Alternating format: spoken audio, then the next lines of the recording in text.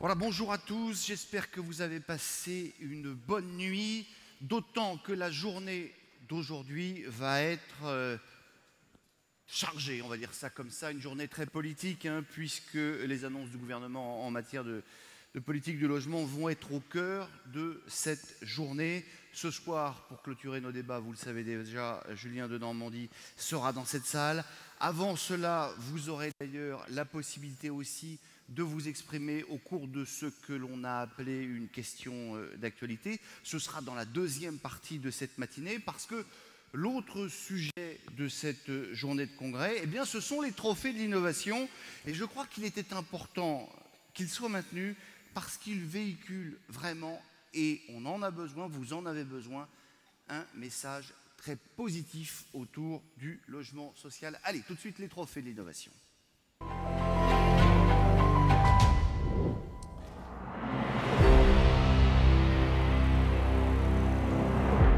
Il ne se passe rien dans le secteur du logement social. C'est justement pour tordre le cou à cette idée fausse que l'USH a donc organisé ce concours qui est ouvert aux organismes et à leurs partenaires locaux, associatifs, économiques, pour mettre en avant toutes ces innovations véritablement novatrices. L'idée, c'est vraiment de rendre visible, de valoriser le foisonnement des initiatives dans le secteur du logement social. Alors, 12 dossiers ont été présélectionnés et leurs représentants vont maintenant vous présenter leurs innovations, et ils vont le faire en 3 minutes. 3 minutes, 180 secondes, pas une de plus, parce qu'à la 181e, voilà ce qui va se passer.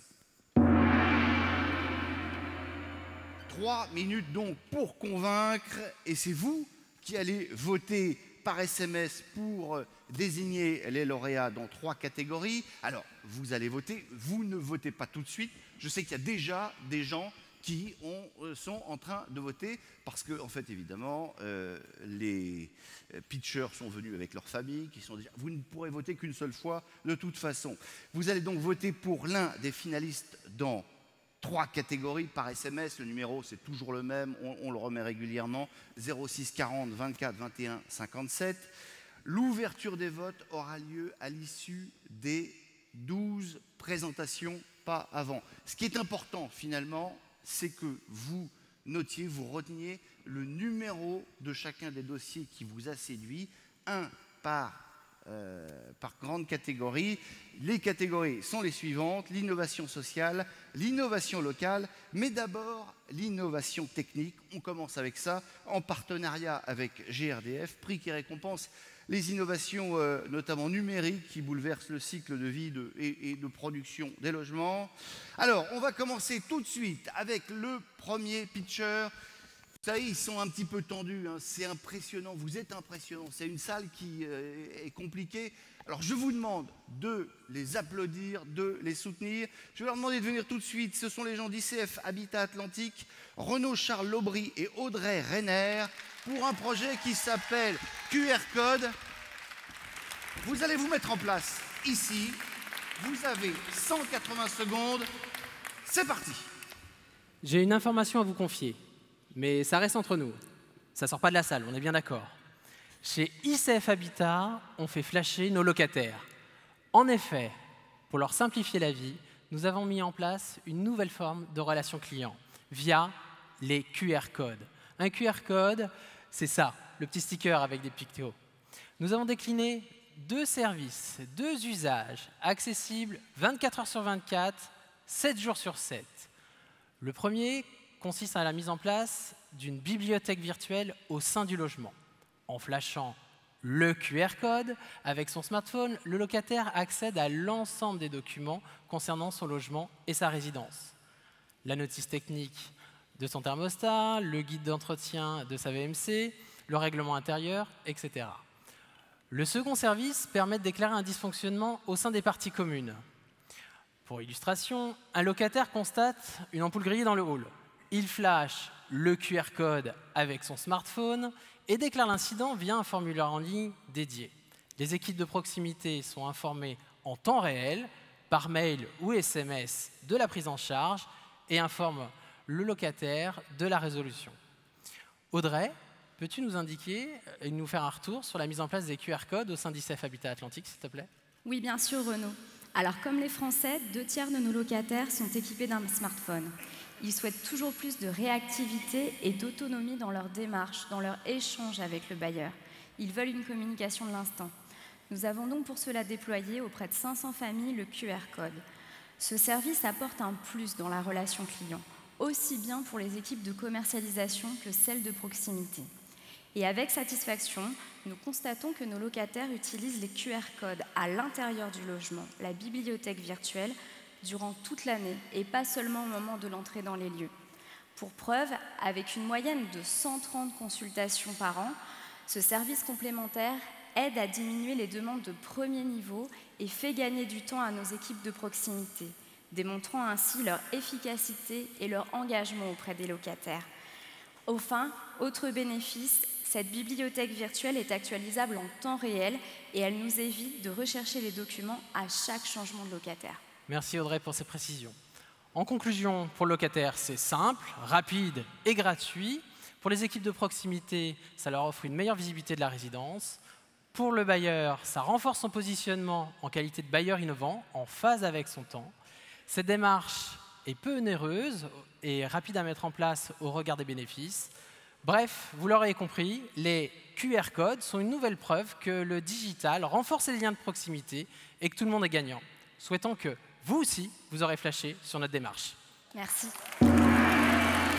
Formidable, quel timing, mes amis. Bravo en tout cas à vous. Renaud Charles Laubry, Audrey Reiner. Donc, Habitat Atlantique, c'est le numéro 1. QR code, vous mettez ça dans un coin de votre cerveau. On va tout de suite passer à notre numéro 2. Il s'agit des résidences urbaines de France. Maude Collignon qui va nous présenter cette initiative appelée Chanteloup B-Cube. Bravo Maude, vous allez vous mettre en place. Vous avez 3 minutes, pas une de plus, pas une seconde de plus. C'est parti. Bonjour, je vais vous parler d'un projet qui, grâce à des procédés constructifs innovants et aux nouvelles technologies, va nous permettre de construire des logements plus vite, plus durables, à faible empreinte environnementale, plus faciles à exploiter, plus proches des besoins de nos locataires et plus économes en énergie, et tout cela sur des secteurs en zone très tendue. Ce projet, qui s'appelle B-Cube, c'est 30 logements collectifs répartis en 3 unités qui sont construits en ossature bois, ce qui nous permet de réduire les délais de chantier de 30%. Nous construisons plus vite. Le B-Cube fait appel à la filière sèche française, avec du bois qui provient de nos forêts du Jura. L'empreinte carbone est réduite et les nuisances de chantier sont moindres. Autre avantage, l'ossature bois permet d'avoir des logements évolutifs qui pourront s'adapter aux évolutions de la structure familiale et des besoins d'espace de nos clients. Et maintenant, parlons de la maîtrise de l'énergie avec le BPOS, c'est le deuxième B. Il faut savoir que ces logements seront à énergie positive et labellisés BPOS. Cela signifie qu'ils génèrent plus d'énergie qu'ils n'en consomment. Les locataires, bien entendu, auront des charges réduites avec des factures de gaz et d'électricité réduites, grâce, entre autres, aux panneaux photovoltaïques qui produiront de l'électricité en autoconsommation. Naturellement, nous avons prévu d'accompagner nos locataires avec nos équipes gestion dès leur emménagement afin de les sensibiliser sur l'importance de consommer durablement. Sur le plan de la gestion bailleur, ces logements seront faciles à exploiter grâce à la mise en place d'une maquette numérique BIM. C'est le 3e B. C'est l'une des premières mises en gestion de logements avec cet outil numérique. Cette maquette BIM a été créée dès la conception et elle est mise à jour tout au long du chantier, puis tout au long de la vie du bâtiment. Et qu'est-ce que ça rapporte? Nous aurons accès à des données fiables et immédiates, indispensables dans la maintenance de nos bâtiments. Tout l'historique et les informations liées au bâtiment, tant au niveau constructif, entretien, financier que gestion locative, seront aisément accessibles via la maquette numérique. Finalement, avec B-Cube, la combinaison de tous ces choix stratégiques, bois, BPOS, BIM, ce sont des bénéfices et pour la résidence urbaine de France, bailleur social, et pour nos locataires. Pour la résidence urbaine de France, c'est un suivi fiable et pérenne de ces logements qui permettra d'anticiper leur gestion à moindre coût. pour nos locataires. Ce sont des logements très économes en énergie, avec un impact direct sur leurs charges et un habitat évolutif. Cette première opération expérimentale et innovante aura pour vocation d'être renouvelée et même généralisée pour répondre pleinement aux besoins du logement de demain. Avec B-Cube, nous prouvons que nous pouvons le faire avec une architecture très humaine et ouverte sur son environnement. Merci. C'est marrant comme ça se met à accélérer comme ça sur la fin. Hein. Félicitations, Maud Collignon. Donc, ce projet, cette initiative B-Cube, c'est la numéro 2 présentée par Résidence urbaine de France. On passe tout de suite à notre initiative numéro 3. J'appelle Hélène Schworer de Paris Habitat qui va venir nous présenter cette méthodologie de réemploi. Vous allez vous installer là, Hélène. Vous connaissez les règles du jeu. Vous avez donc 180 secondes. C'est parti. Bon, d'abord, bonjour à tous et à toutes. Alors, juste pour raconter une petite histoire, vous imaginez, on vous confie la mutation d'un site, d'une caserne, pour développer de l'offre nouvelle en logement social, en logement intermédiaire, en logement à loyer encadré, tout ça situé en cœur de Paris. Aujourd'hui, on dirait le choc de l'offre. Alors, ça change de sémantique, mais c'est toujours construire du logement pour ceux qui en ont besoin. Donc là, on hérite d'une caserne située en plein cœur de Paris, 2 hectares, avec un patrimoine, des bâtiments à détruire, d'autres à conserver. Et très vite, on s'est dit, on ne va pas faire tabula rasa de cet environnement. On va au contraire s'en servir comme d'un terreau, comme d'un postulat pour dire créons des nouveaux modes d'usage, des nouveaux modes d'habiter, usage d'espaces communs, d'espaces extérieurs, d'espaces publics, mais aussi d'usage des logements. Voilà. Donc ça, c'était le postulat de base de dire essayons de faire dialoguer les constructions neuves avec la réhabilitation pour inventer de nouvelles pratiques. Et puis on s'est dit, puisqu'on est tous là aujourd'hui dans la salle engagés dans la transition énergétique, on veut devenir tous vertueux, on a tous à cœur, et on le sait là d'autant dans le contexte actuel qu'on doit être aussi vertueux en termes de dépenses, puisqu'on aura de moins en moins de recettes, se dire, bon, ben voilà, comment peut-on aller dans cette démarche de transition énergétique, d'invention, d'innovation, en se disant, ben voilà, il n'y a pas que les bâtiments qu'on garde, il y a aussi un certain nombre de composants, comme des radiateurs, je ne sais pas s'ils sont derrière, non, voilà, des ardoises, un tas de composants qui pourraient être très bien réemployés. Tout ça, bien entendu, avec une analyse fine pour que le coût de revient soit neutre, soit pas supérieur à des nouveaux composants. Donc, si Paris Habitat, on a déjà eu pas mal d'expérimentations sur le réemploi, sans être dans l'anecdote, on s'est dit là, non, il faut qu'on soit aidé par des professionnels. Donc, on s'est tourné vers les pays du Nord, beaucoup plus en pointe sur ces sujets de réemploi. On s'est fait accompagner d'un collectif d'architectes, d'ingénieurs, d'artisans aussi, donc le groupe Rotor, à nous accompagner dans cette méthodologie du réemploi. Donc le diagnostic, l'inventaire, les composants, le cycle de vie, comment faire pour réinventer de nouveaux usages à travers des éléments, des composants qui ont une réelle qualité patrimoniale. Donc ils ont su nous accompagner, je veux dire, dans cet inventaire.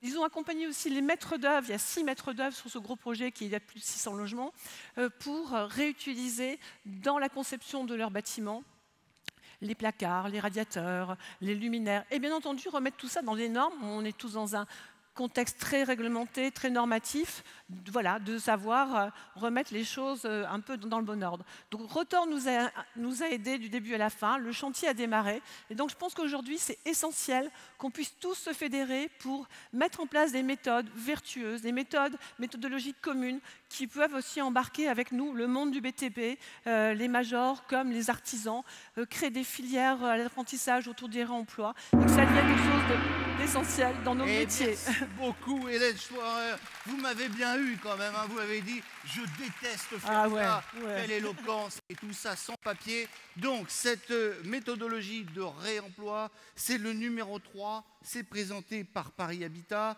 On passe à notre dernier concurrent de la catégorie innovation technique, c'est le numéro 4, c'est Bernard Blanc, il vient d'Aquitanis, et ce projet s'appelle Ben. Bernard, approchez sans haine et sans crainte, soyez le bienvenu avec votre cigogne. Vous avez 180 secondes, c'est parti. Les Aquitains remercient les Alsaciens pour leur accueil pendant ce congrès. Vous avez été formidables, on vous aime, la cuisine est au top. Alors, soyons sérieux, Ben. Ben, c'est un petit programme de locatif. Ben, c'est simple, c'est libérer le logement pour libérer les gens. Vous retenez ? Pour cela, un seul moteur, coopérer pour faire l'ouvrage ensemble. Avec les architectes et l'industriel, pour réinventer une structure élémentaire. C'est Domino de Le Corbusier ou Villa Métropole de Jean Prouvé. C'est une trame industrielle de notre procédé Sylvania, 340 par 340. C'est une structure béton. Ce sont des façades bois, peints des Landes. C'est un niveau passif, libre de toute certification. C'est aucune technologie embarquée. Mince, GRDF. Juste un souffle de VMC. C'est une absence de finition intérieure. Il faudrait l'autre image, non? Un plan libre qu'on a réinventé, tout simplement. L'intelligence des concepteurs pour un bâtiment bête.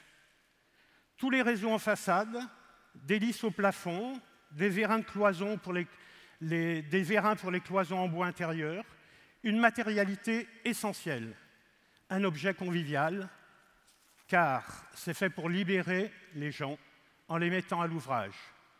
Une maquette outil pour jouer sa partition, des ateliers collectifs pour souder la communauté habitante.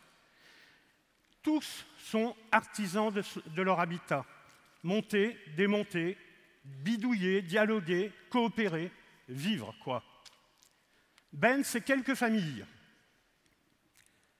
Plus de 1000 autres familles sont engagées sur la métropole bordelaise avec cette démarche de coopération et cette dimension technique. C'est la nouvelle offre by Aquitanis.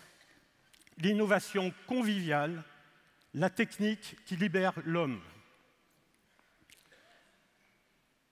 Les secondes qui me restent, j'aimerais les consacrer à nos loyers libérés par le gouvernement. Donc si vous êtes avec moi, je vais vous demander de profiter de ces 33 secondes qui nous restent pour honorer ces loyers libérés. Eh bien, écoutez, merci beaucoup, Bernard Blanc. On va continuer à honorer ces loyers libérés et tout le reste. Il est reparti avec sa cigogne. Merci infiniment. Alors, ça, c'était le projet présenté donc par Aquitanis. Ça s'appelle Ben.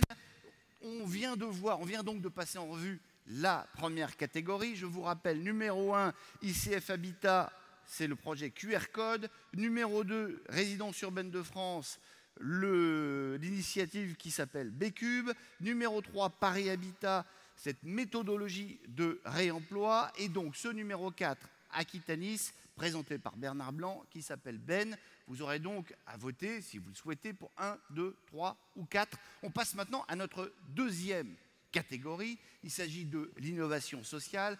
En partenariat avec la Caisse d'épargne, ce prix récompense en fait les innovations capables de réinventer la relation client, de développer de nouveaux services en phase avec les usages et les évolutions sociétales. 4 pitchers, là encore. Allez, le numéro 5, tout de suite, Habitat de Lille. J'appelle Laurent Colère et Thomas Huguin,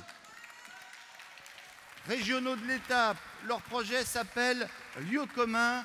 La règle est la même que précédemment, 180 secondes. Bonjour, à vous. Bonjour à toutes et à tous. Alors, fort de notre expérience réussie chez Habitat de Lille depuis 2011, nous avons décidé de militer pour le logement choisi, avec entre autres plusieurs projets d'accession sociale en habitat participatif qui ont déjà été livrés sur le territoire alsacien. Nous avons souhaité poursuivre notre démarche volontariste avec un investissement engagé dans le vivre ensemble. Grâce à un partenariat fort et soutenu de l'Eurométropole de Strasbourg, mais avec nos valeurs coopératives, de solidarité, de transparence et de partage, nous avons le plaisir de vous présenter Lieu commun, cette belle opération de 15 logements locatifs aidés en habitat participatif. Lieu commun, c'est ainsi un processus de projet qui reconnaît la maîtrise d'usage dans le logement social, c'est-à-dire ouvrir un espace d'expression aux futurs locataires, leur expertise d'usage, de leur logement et de leur quartier. Nous avons accompagné 40 personnes qui seront les futurs locataires de cette opération, dont certains sont dans la salle parmi vous. Ils ont participé pendant plus de 3 ans à 30 ateliers de maîtrise d'usage. Alors qu'est-ce que cela crée d'un point de vue architectural? À l'échelle du logement, tout d'abord, il s'agit évidemment de logements de qualité, dont les distributions ont été pensées pour être adaptées aux nouveaux usages, les familles monoparentales, les familles recomposées ou le vieillissement. À l'échelle de l'immeuble, l'opération propose des locaux collectifs et des très grands paliers communs éclairés. Ils ont été voulus et conçus avec les futurs locataires comme un lieu d'ancrage du vivre ensemble et d'appropriation de l'immeuble. En outre, l'opération atteint un niveau environnemental significatif et le projet recourt à la construction bois et aux matériaux biosourcés. La participation des locataires permet alors de faire des choix simples, adaptés au comportement, pour arriver réellement à la réduction de la facture énergétique. D'un point de vue du développement social, ce processus collaboratif fédère les futurs locataires. Ils se sont associés et rassemblés en association pour dialoguer avec les partenaires. C'est également cette association qui prendra en charge une partie des tâches d'entretien en coordination avec Habitat de Lille pour réduire de près de 20% les charges locatives. Après 3 ans de travail, les 15 familles se connaissent. Elles constituent un collectif de voisinage qui va emménager début 2018 et qui engage son futur chantier, la création de jardins partagés ouverts sur le quartier. Alors cette ouverture et la participation, bien évidemment, des usagers ne sont pas réservées à une élite comme on pourrait le penser. Non, au contraire, ce projet nous incite et nous réinterroge sur la manière de concevoir, de construire et de gérer nos futures opérations. Merci. Non mais hop, on ne franchit pas la ligne rouge. Merci infiniment Laurent Colère, Thomas Huguin pour ce projet lieu commun présenté par l'Habitat de Lille. C'est le numéro 5 pour ce projet. On passe maintenant au numéro 6 évidemment. Néo Toa, la pièce à la demande. Marie Randé, Michele Dominici, sous vos applaudissements nourris et impatients. Alors, la pièce à la demande, vous allez nous présenter ça en 180 secondes. C'est parti. Famille recomposée, assistante maternelle, télétravail. On a tous à l'esprit ces situations dans lesquelles nos locataires ont besoin d'une pièce en plus de manière ponctuelle au sein de leur logement. En tant que bailleur social, nous savons également que d'autres logements sont trop grands pour leurs occupants. Par exemple, pour des personnes âgées dont les enfants ont quitté le foyer. En s'inspirant du modèle de l'économie du partage, nous avons décidé d'apporter une solution unique à ces deux besoins. Nous avons créé la pièce à la demande. Le projet que nous vous présentons aujourd'hui est un projet de territoire porté par le monde de la recherche et celui de l'habitat, avec l'appui des partenaires institutionnels et économiques locaux. La pièce à la demande est une pièce partagée, accessible directement et uniquement par 2 logements, à n'importe quel moment et pour n'importe quelle durée. C'est un concept révolutionnaire, car quand on partage une pièce, on est amené à partager beaucoup plus que de la surface bâtie. De nombreuses questions se sont alors posées. Comment mieux vivre ensemble dans la pièce? Comment la financer et la facturer? Comment rentrer dans le cadre réglementaire? Comment maximiser l'occupation et donc l'utilité de la pièce? Et enfin, comment rendre simplissime et automatisé le contrôle d'accès, la réservation et l'individualisation des consommations de fluides de la pièce? Toutes ces questions ont été répondues par les partenaires cités par Marie. Nous avons conçu la pièce pour 2 usages principaux, un usage privé et un usage collectif. L'usage privé permet aux personnes de faire devenir la pièce un prolongement privatif de son logement et donc recevoir des amis de la famille ou les enfants garde alternée le temps d'un week-end, par exemple. Pour un usage collectif, la pièce permet de se retrouver entre voisins pour des moments conviviaux le temps d'une soirée, par exemple. Et tout ceci est facilité par du matériel domotique. Aujourd'hui, ce projet est une réalité. Il est en cours d'expérimentation à Rennes, où 2 foyers, une personne âgée et une mère avec ses 2 enfants, se partagent une pièce à la demande. Et on a déjà des retours d'expérience. Chacun des 2 foyers l'utilise comme une extension de son logement, pour un couchage supplémentaire ou un espace d'activité par exemple, mais également de manière partagée. Et c'est en l'utilisant en salle de jeu que les véritables interactions entre voisins se sont créées. Ce sont les enfants et petits-enfants qui, en jouant ensemble, ont ouvert la voie aux liens et aux solidarités de voisinage que nous recherchions. L'enjeu de l'expérimentation, pour nous aujourd'hui, c'est de comprendre comment la pièce à la demande favorise le mieux vivre ensemble, pour parvenir d'ici 2018 à un modèle qui soit réplicable sur une diversité de territoires. Mais dès à présent, nous avons gagné notre pari, puisque la pièce à la demande a démontré savoir répondre aux enjeux de l'habitat. Encore hier, réaliser une pièce à la demande paraissait utopique. Aujourd'hui, nous l'expérimentons avec 2 familles et d'ici 2019, nous monterons en puissance avec la livraison de 4 nouvelles pièces à Rennes. 3 minutes pile.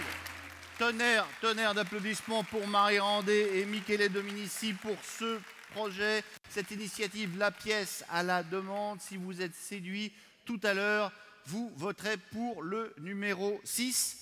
Numéro 7 maintenant, présenté par l'Immobilier Atlantique Aménagement et présenté par Anne-Laure Ploquin qui vient nous rejoindre. Ça s'appelle Un logement, un emploi. Bonjour mademoiselle Bavarde. Mais vous ne m'aurez pas comme ça, vous avez 180 secondes, pas une de plus, elles sont à vous. Merci. Bonjour, on me dit que je suis bavarde et que c'est un vilain défaut. Eh bien, pas toujours. Chez Immobilier Atlantique Aménagement, nous avons la conviction que les bavardages peuvent être créateurs de liens. Je vous explique en vous présentant notre dispositif, un logement égale un emploi. Le dispositif repose sur la mise en relation des locataires qui souvent nous confient leurs difficultés d'accès à un emploi et des entreprises avec lesquelles nous travaillons quotidiennement et qui peuvent avoir capacité à recruter. Au travers de nos bavardages, nous créons le lien entre ces 2 publics. Concrètement, comment ça se passe? Pour mobiliser les bénéficiaires tout d'abord, par une démarche d'écoute active de nos locataires qui souvent ont perdu confiance dans les dispositifs d'accès traditionnels à l'emploi et dans les institutions. Pour mobiliser les entreprises ensuite, par l'organisation de journées de découverte métiers, d'ateliers de speed coaching, la mobilisation d'offres de stages et d'emploi, et par l'investissement des collaborateurs d'Immobilier Atlantique Aménagement en qualité de tuteurs. Ce vrai travail de réseau permet d'offrir une nouvelle offre de service à nos locataires.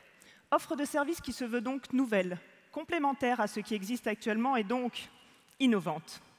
Parce que bien sûr, nous n'avons pas vocation à remplacer le travail du Pôle emploi, des missions locales, mais plutôt à mettre en lumière que nous sommes un réel acteur économique en capacité de créer et de favoriser le lien en donnant accès à notre réseau.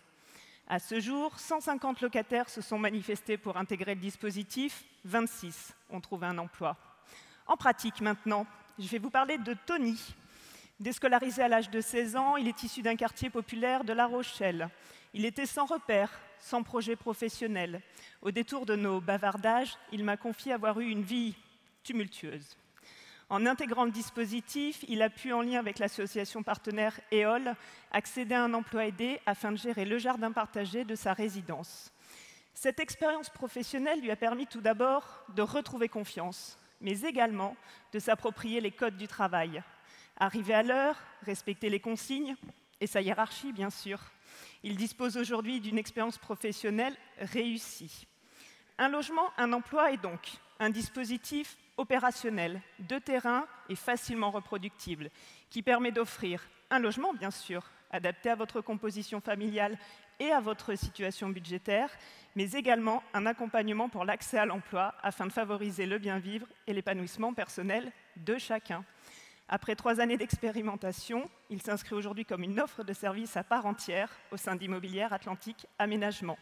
Au détour de nos 180 secondes de bavardage et sous la pression du compteur, nous venons de transformer mon vilain défaut en grande qualité. Anne-Laure Ploquin, mademoiselle Bavarde et monsieur Bavard, c'est moi donc pour cette initiative Un logement, un emploi présentée par l'Immobilier Atlantique Aménagement. Si ce projet vous plaît, si vous trouvez qu'il est meilleur que les autres, c'est le numéro 7. Vous le notez quelque part sur un bout de papier. Allez, on passe au numéro 8 maintenant, présenté par l'USH 74, une bourse d'échange de logement.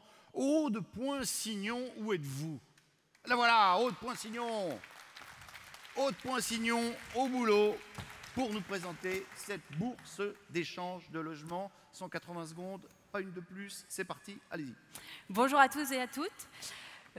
Pour permettre les échanges de logements entre locataires du parc social, nous avons créé une bourse en ligne à l'échelle du département de toute la Haute-Savoie.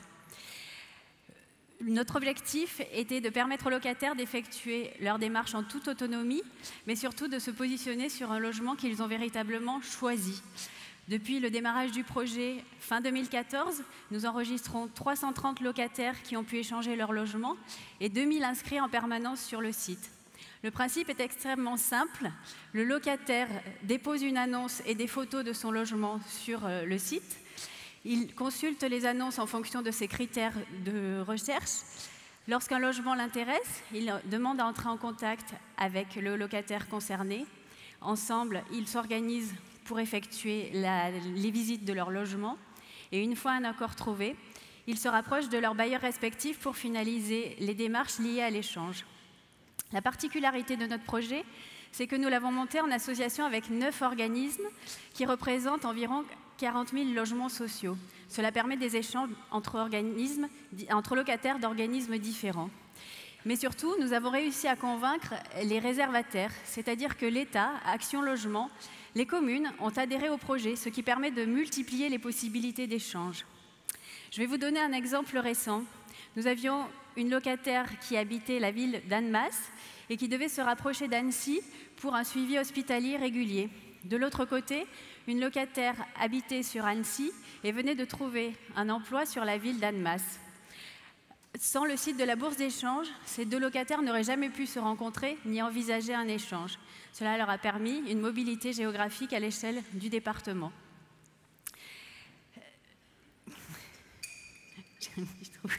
Ah ben oui, c'est ça. Eh ben, mais oui, parce qu'elle n'a pas de papier, regardez, elle fait tout en impro.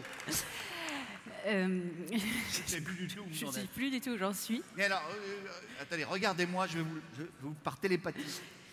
Alors, pour conclure, j'ai envie de dire que faut aller à l'essentiel. La véritable originalité de notre projet, c'est d'avoir permis aux locataires de pouvoir effectuer leur démarche en toute autonomie.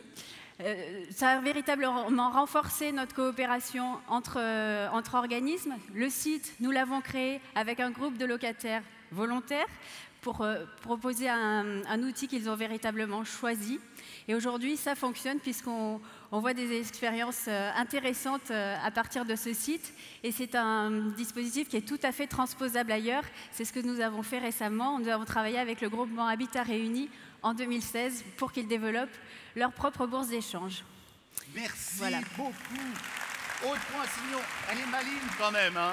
Elle est maligne parce que tout ça s'est préparé. Elle fait semblant d'oublier le fil pour qu'on la prenne en sympathie. Et puis ensuite, vous voyez, elle s'en tire très très bien. Et je suis sûr que vous serez nombreux à voter pour elle. En tout cas, si ce projet vous a séduit, c'est le numéro 8. Alors, on a terminé avec les 4 pitchs de cette catégorie innovation sociale. Je vous le répète, le numéro 5, c'était Laurent Colère et Thomas Huguin pour Lieu commun. Le numéro 6, la pièce à la demande, présentée par Marie Landé et Michele Dominici. Numéro 7, un logement, un emploi. C'est Anne-Laure Ploquin qui est venue défendre cette initiative. Et enfin, à l'instant, ce numéro 8, Aude Poinsignon, qui nous a présenté cette bourse d'échange de logements. Voilà, on a donc vu, hein, la première catégorie, c'était l'innovation technique, c'était les numéros 1 à 4.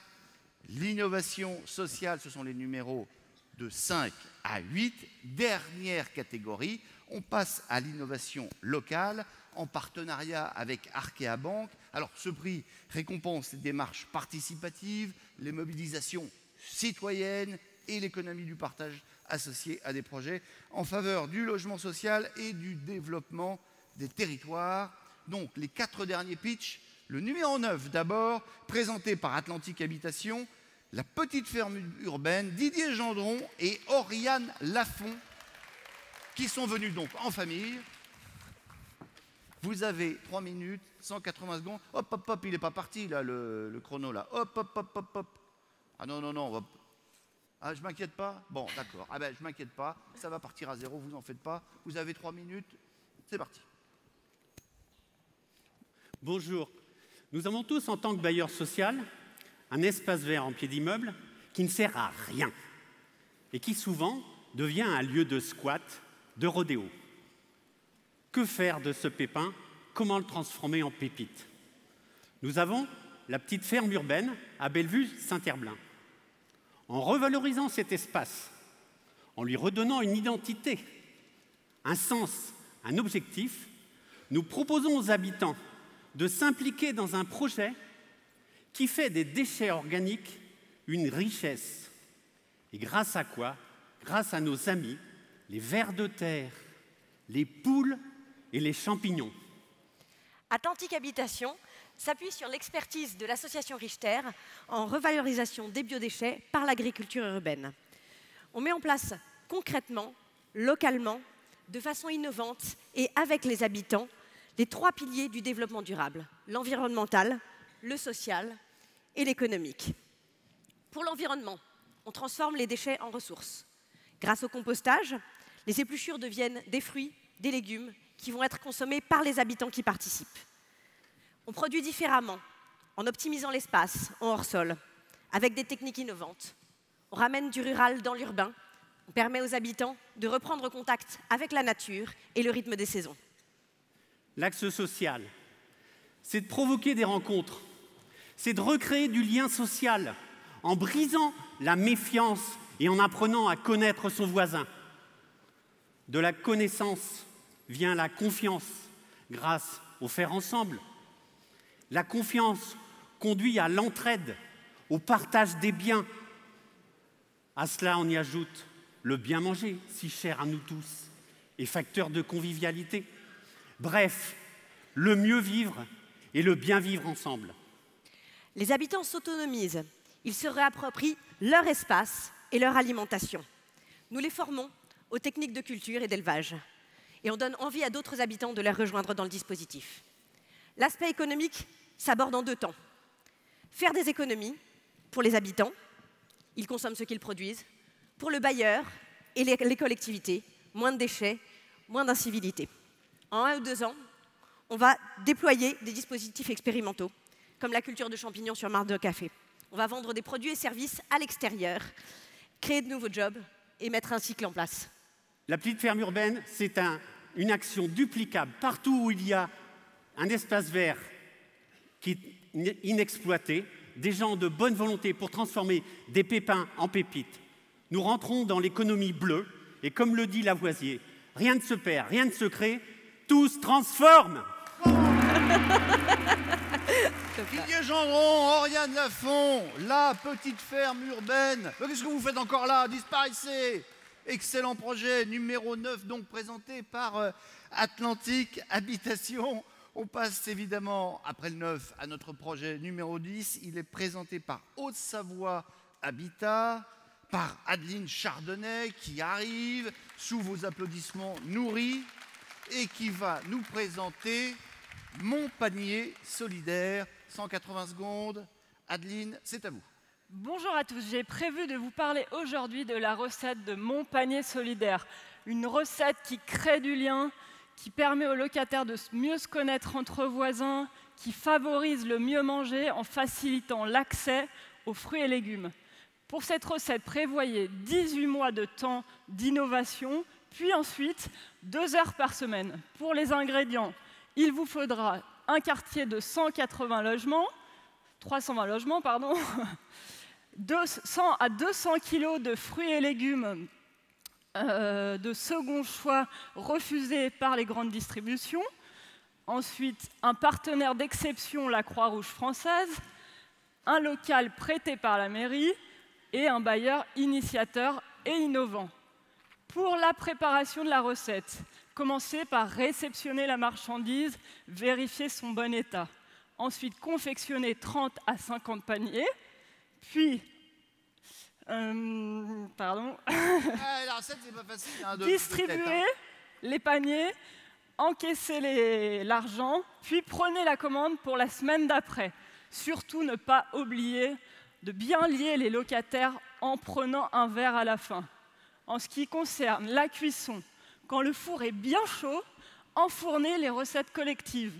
Échange de recettes, repas collectifs, atelier cuisine. Ça y est, c'est prêt. Vous pouvez servir bien chaud au plus grand nombre. Cette recette mobilise déjà 15 locataires par semaine, 30 à 50 familles environ qui bénéficient de cette jolie recette. Elle crée du lien, elle favorise le mieux manger, elle fait remettre les familles à la cuisine. Ça me fait penser d'ailleurs à la confiture banane coin, juste excellente, que j'ai goûtée. Elle crée énormément de liens. Sophie qui va chercher son petit panier chez sa voisine, c'est juste génial. Ensuite, est-ce que vous voulez connaître l'astuce du chef? Oui. Alors, beaucoup de relationnel, de l'énergie et surtout de la bonne humeur à partager tous ensemble. Je vous souhaite un bon appétit. Merci beaucoup. C'est nous qui vous remercions, Adeline Chardonnay. Mon panier solidaire. C'est le dossier numéro 10 présenté par Haute-Savoie Habitat, une super recette. On passe au numéro 11 avec la maison du CIL, le truck de food. Romaric Héguin va venir nous parler de ce truck de food. Mais qu'est-ce que c'est que cette histoire? 3 minutes, c'est à vous, c'est parti. Bonjour à tous, donc je vais vous présenter le projet de truck de food sur le thème de l'insertion professionnelle des jeunes, donc thème qui nous paraît particulièrement important de défendre à la Maison du CIL. Et c'est comment, par ce projet, on a essayé de défendre une double préoccupation. D'un côté, de promouvoir le goût d'entreprendre en s'appuyant sur la coopération, sur la connaissance de l'entreprise coopérative, et d'un autre côté, l'envie de mieux manger, de se faire plaisir en prenant soin de soi, de sa santé.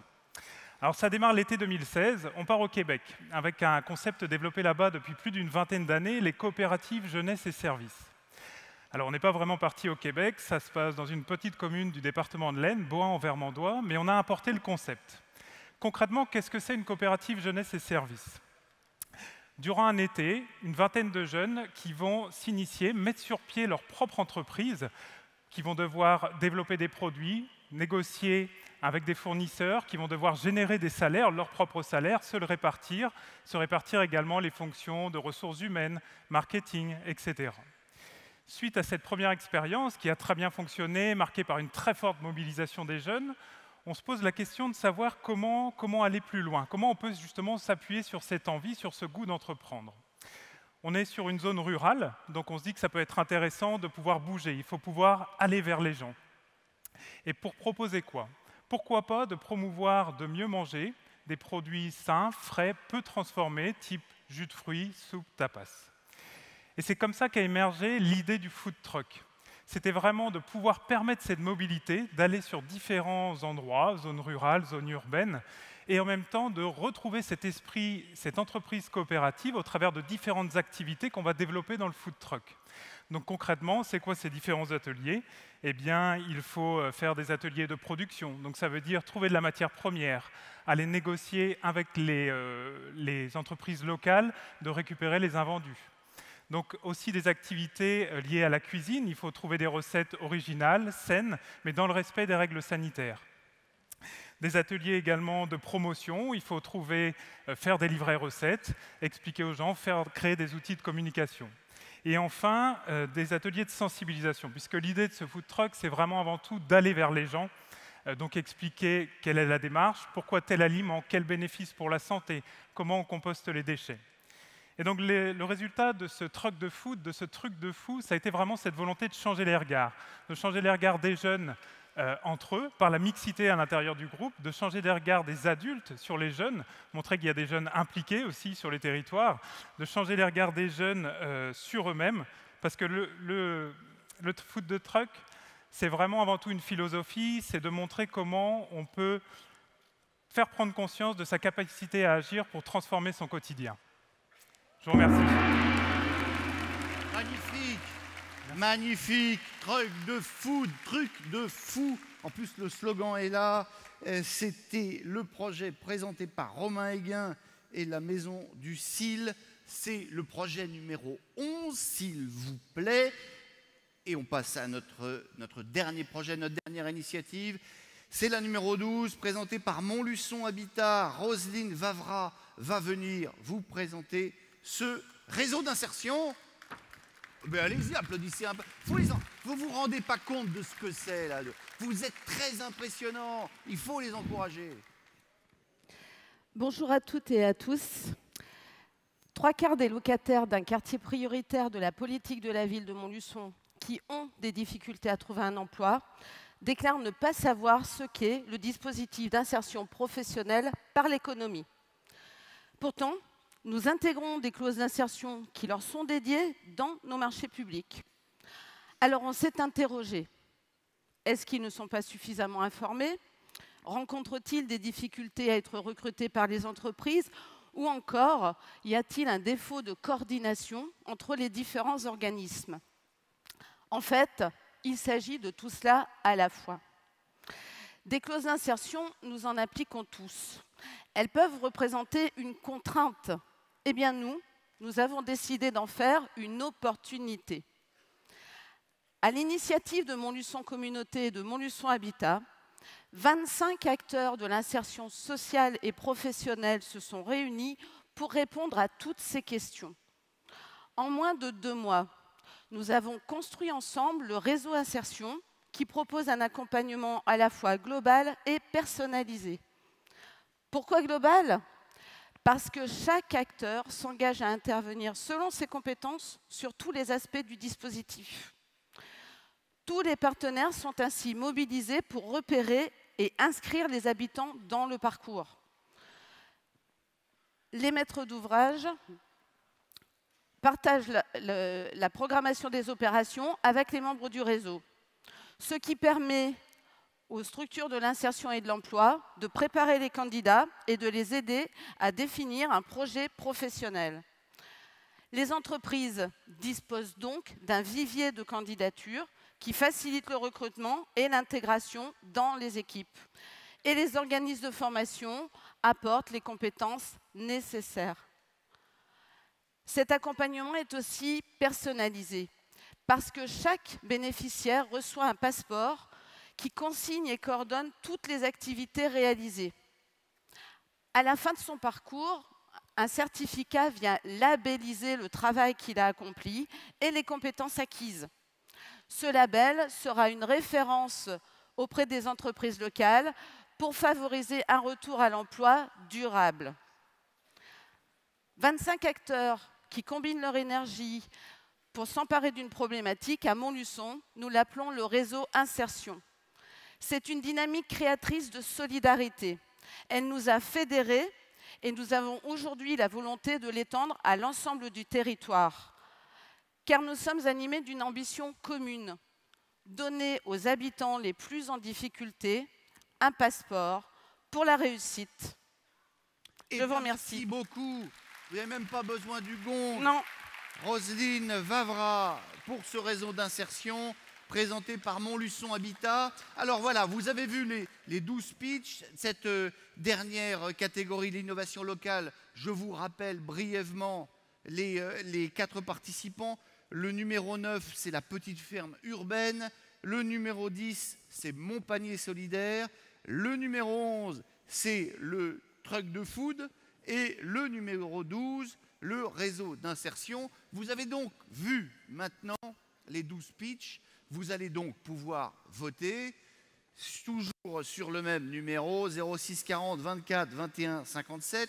Vous tapez le numéro attribué à chacun des 3 candidats que vous avez choisis dans les 3 catégories. Par exemple, si vous votez 1, 2 et 3, c'est que vous n'avez rien compris. Mais de toute façon, vous avez un petit flyer qui vous avait été distribué. Et si vous ne l'avez pas, c'est que vous êtes assis dessus. Vous séparez les numéros par une virgule sans espace, un seul vote par personne. Seul le dernier SMS sera pris en compte si jamais vous changez d'avis. Vous avez jusqu'à 13 h pour voter, pour éventuellement faire voter autour de vous.